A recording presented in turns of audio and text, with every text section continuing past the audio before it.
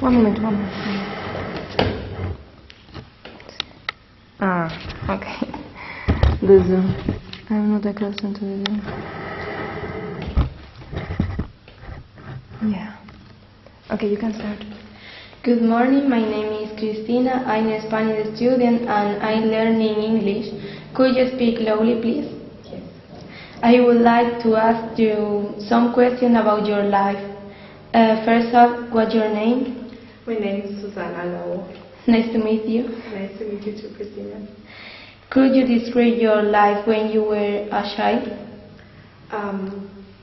I lived in East Berlin as a child, and I grew up with my mother and my younger sister, and my father died when I was little, so I went to school, and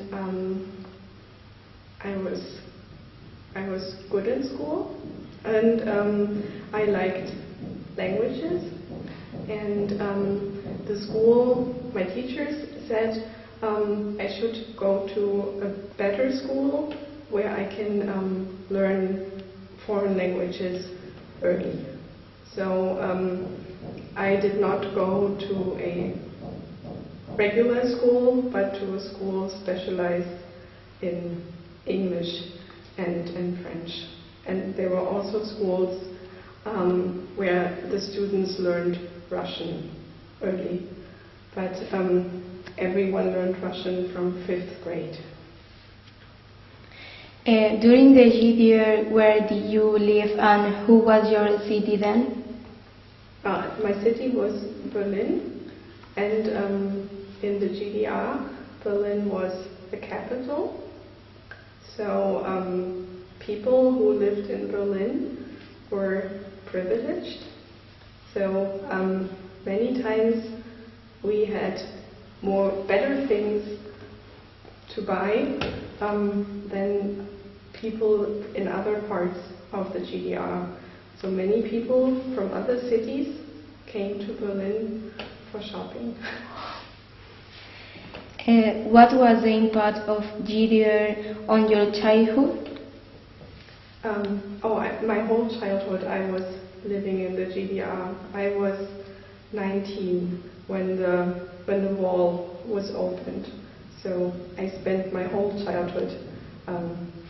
I was a child in the GDR for the whole time. Could you describe an important positive or negative moment in your adolescence?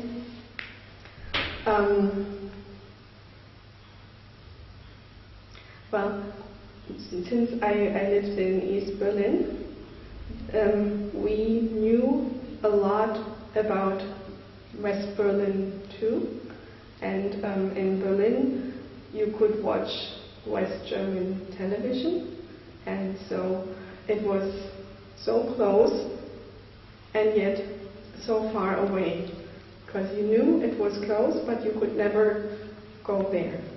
And we had friends from West Germany, and sometimes they could come and visit us, but we could not go and visit them. So it was really hard to say goodbye, because we never knew when we would see them again.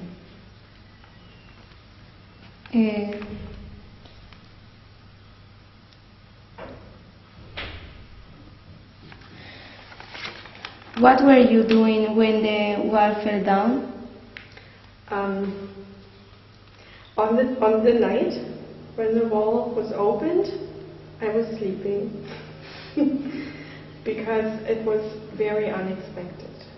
In the months before, many people from East Germany had left the country.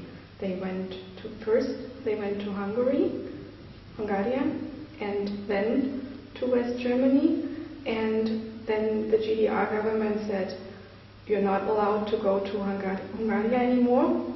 So then the people went to the Czech Republic, they went to Prague, and they went to the embassy of West Germany in Prague and said, we want to go. and leave the country.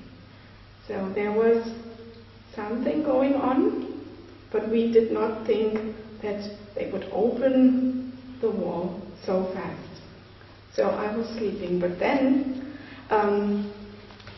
when I found out, the next day I went to the police department because I wanted to have my visa stamp.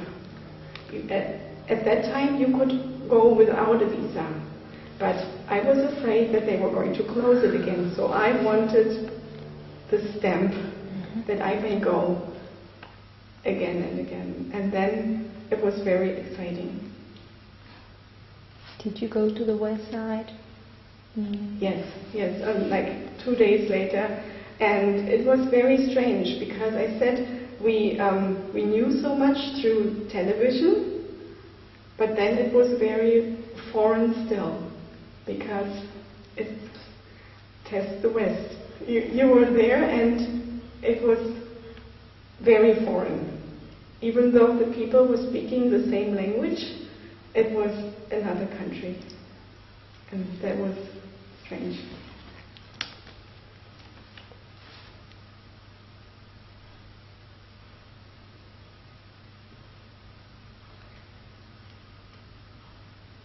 What did a situation now change your life? For example, commercial. Okay. The shopping is not so important for me. For me, it's important to travel and to have personal freedom. Like, I can be whatever I want to be. In the GDR, the government said, we need teachers. So you want to be a teacher, but you cannot say what subjects you want to teach. So they say, we need English and German, but you want to do English and music, but you cannot combine that. Or you wanted to go to the university, but your parents were not members of the Communist Party and were somehow not adapted to the East German system, and so the student could not get Abitur and could not go to university. And it was more secure in the GDR. There was no unemployment. There were no beggars on the street, no people saying, please, I need money, like we have now. But there was no personal freedom, and you could not travel to wherever you want to go, and there were some things you could never get. Even if you work very hard today, your parents tell you, if you work hard, you can be anything. That was not the case in the GDR.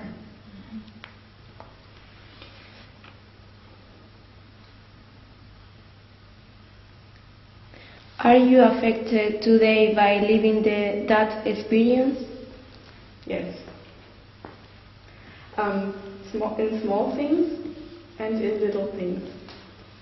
Small things, for example, I don't like to wait or stand in line. Do you know stand in line? Do you know to stand in line to queue somewhere? I don't like that. Because many times we always had enough to eat in the GDR. There was always bread and butter and meat and cheese, but there were like special things like peaches or bananas. So they had them sometimes, but you had to be at the right time, at the right place, and wait in line for a long time. And maybe sometimes you waited for a long time and then it was all gone when it was your turn. And this is something, I'm always worried that I run out of something. And another thing, we had friends in West Germany and they sometimes sent us packages with sweets from like gummy bears and chocolate and things, and we had a cabinet in our kitchen, so these things were kept for special occasions. And so I still do that. I save my stuff. I don't eat it all at once. Can you tell us an experience relative to Stasi? To the Stasi. Well, I was a child, so and my family was not affected by the Stasi, but there were some things you learn as a child. For example, when we watched West German television and our doorbell rang, somebody was at our door, we had to switch the station or turn it off, because whoever it was might report to whoever that we did that. And I remember as a child, I was home alone and there was a man at the door and he wanted to know something about our neighbors. And do they get visitors? How was their family situation? And it turned out that the father of the family was chosen for travels to Western countries for work, and before he could do that, the Stasi would do a background check and see if they can be sure that he returns and these things. And you knew with some people you didn't tell everything. You had to be careful how to talk. So did you trust people because of the prison? What was the feeling about? We did not. We kind of knew that there was the prison, but I learned from my mother, if you're careful and not speak up, you're safe.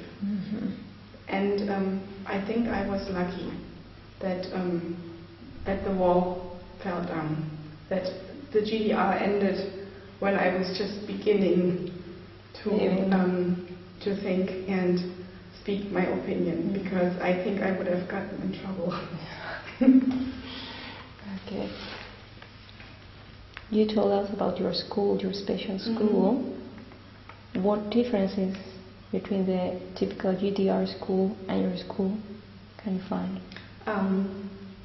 Well, the students in these schools were privileged. They were chosen because of their parents or because of their school grades.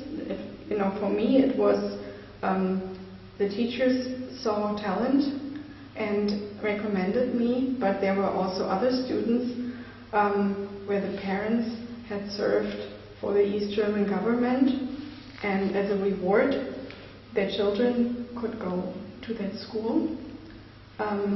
And in the schools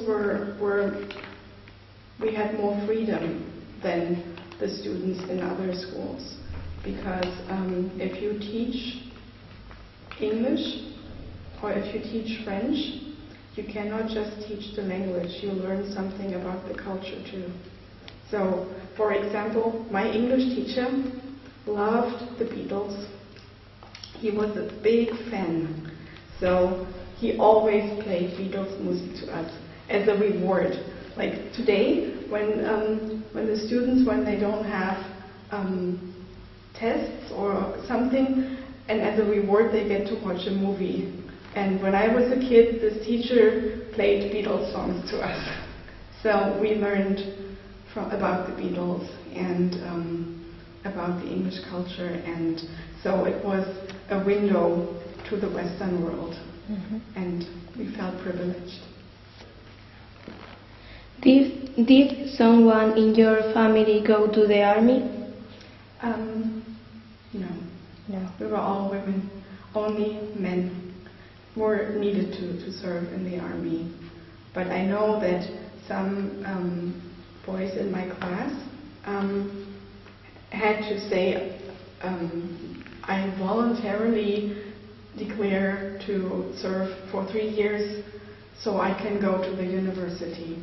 So you knew for certain subjects at the university, like if you wanted to be a doctor, you needed to go for 3 years. And it was voluntary, but if you didn't say, yes, I want to go for 3 years, then you could not study what you wanted to study. Mm-hmm. At the same time? Did you go to the army and No. First go to the army right after school, and then you could go to the university. And see, these are the social codes that you have when you grow up in this system. It sounds really bad for you, but for us it was normal, because your parents told you, if you want this, you have to compromise. So you have to go to the army for that time. Mm-hmm. Is there anything else that you would like to add? Related, for example, to your children? Yes, I always tell my children that they should never take the gift of freedom for granted. And even if you don't have much money, or if you don't have many things, you have the freedom to go where you want to go. If they choose to live in a different country, they may do so. If they choose to read any book they want to read, they may do so. We had a very limited choice of books in the GDR, and there were some books that were handed from one person to the next because there was only one copy in our circle of friends. And music, we could listen to West German radio stations, but there was no internet, and some people couldn't watch West German TV, so when there was a record, do you know what a record is? The black round things to play music.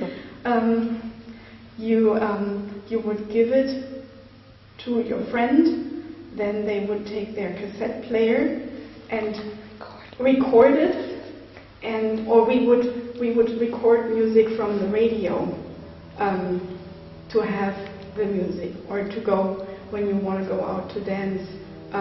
We went to the discos where they played Western music and not East German music. So embrace the freedom that you have in your lives. That's my message. So the best sentence. That's the best sentence. So thank you very much. Thank you for taking your time and telling your history. Thanks a lot again. You're welcome. Thank you very much, Susana.